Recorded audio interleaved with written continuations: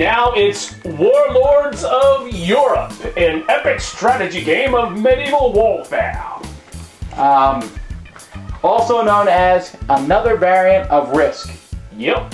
Which isn't a bad thing. I mean, Not don't get me wrong. necessarily. I mean, but that is, if you're looking for a conquest-style game, that's what this is. Although this does bring different things to the table than I've seen before. It has different dice other than D6, which is always a positive in my book. And you get to attack one another. So, I mean, if you don't like attacking and you like playing Euro weenie games, this is the time to get off. Don't even watch the rest of the review. But if you like lots of plastic miniatures and warfare, Dice chucking. stay tuned.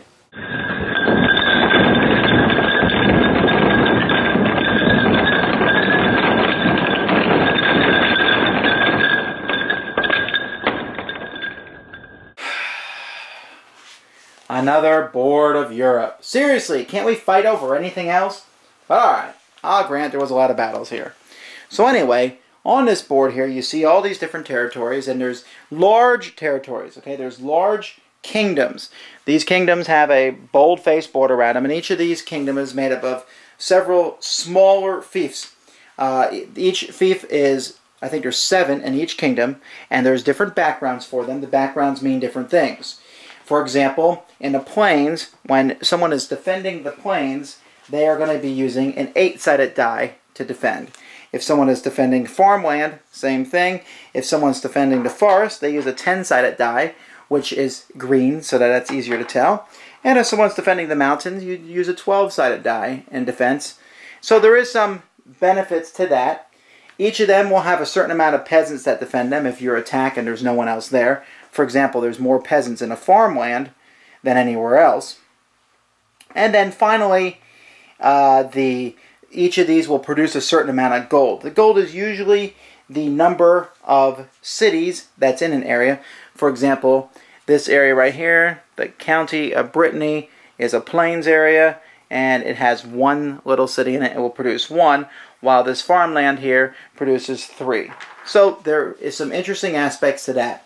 Players will be starting in one of these kingdoms, and depending if you want to play a long game or a short game, you can start closer, right next in each other's faces, or you can start farther out. Each player is going to get a castle, and they're going to get different units.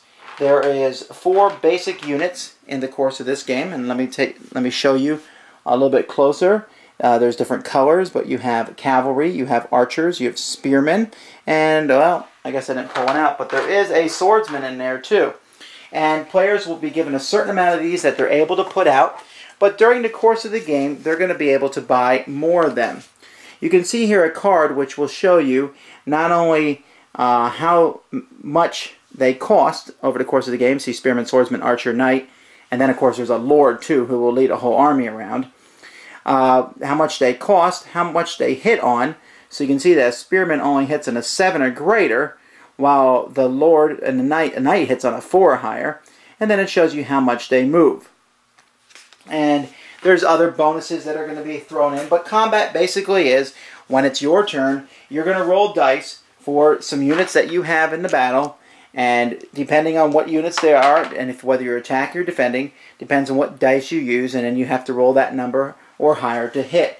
So, I don't have the whole board set up here, obviously, but you're going to be putting out armies, and you're going to be moving around and conquering different areas. And once you have a whole kingdom conquered, then you can start constructing a castle. There's these little pieces here that show that a castle is starting to be constructed, and then eventually when it's gone. Once a castle is constructed, not only does it help the defense of that area, but it will give you more points or more money as the game goes by.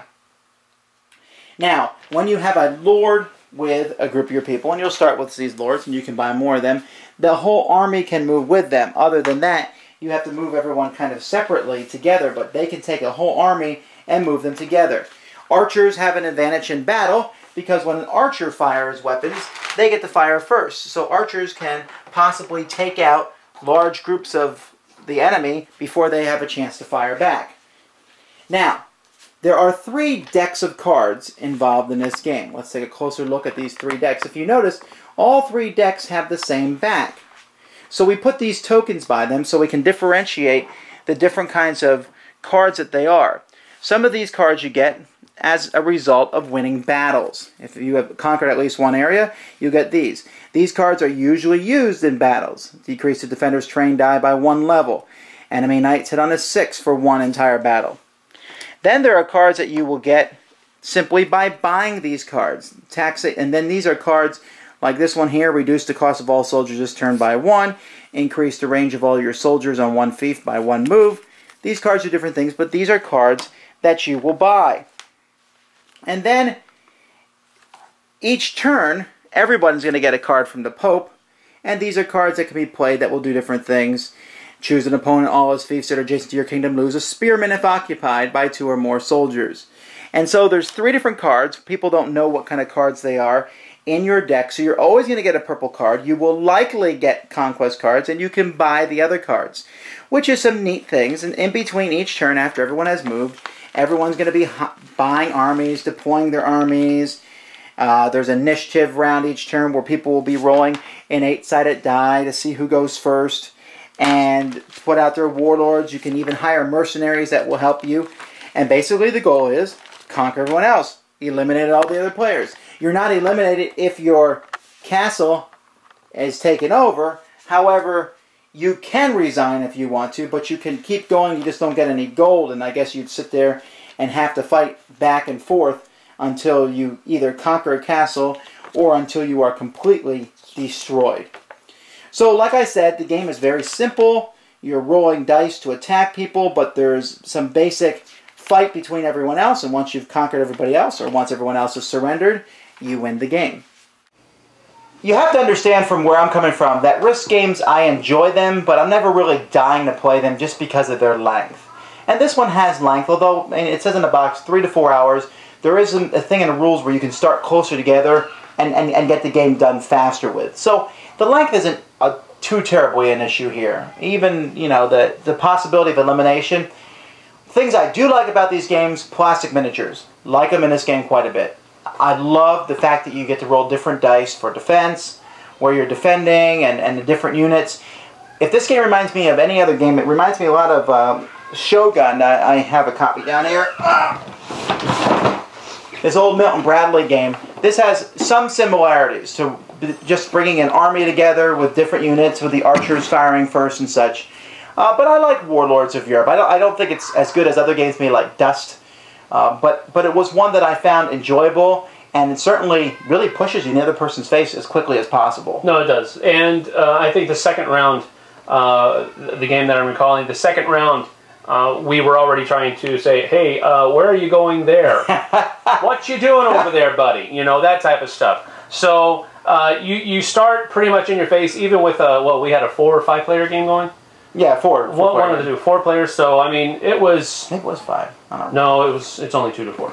So anyway, there you have it. A good game. I just don't know that it's better than any other game that's out there that does the same kind of thing.